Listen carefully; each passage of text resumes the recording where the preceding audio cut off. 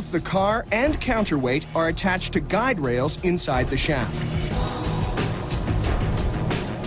They keep everything from swaying back and forth and also give a backup set of brakes something to grab onto.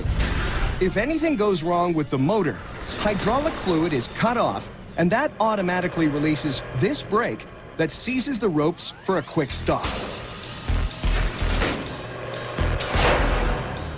Technically, one of these steel ropes is enough to hold up both the car and the counterweight.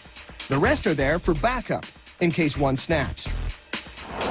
But what if the whole set is cut? Don't worry, it still won't plummet. This machine has a built-in failsafe.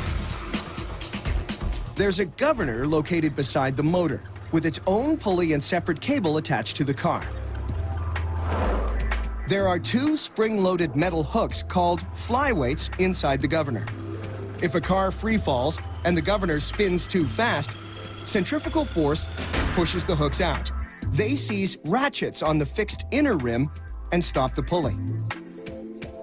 The governor's rope jerks on an arm on top of the car, and this locks the brakes.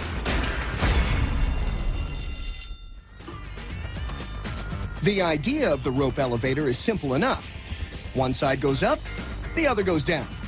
It just took a couple of thousand years to figure out how to stop it. It's easy enough to drive, but without brakes, we'd rather walk.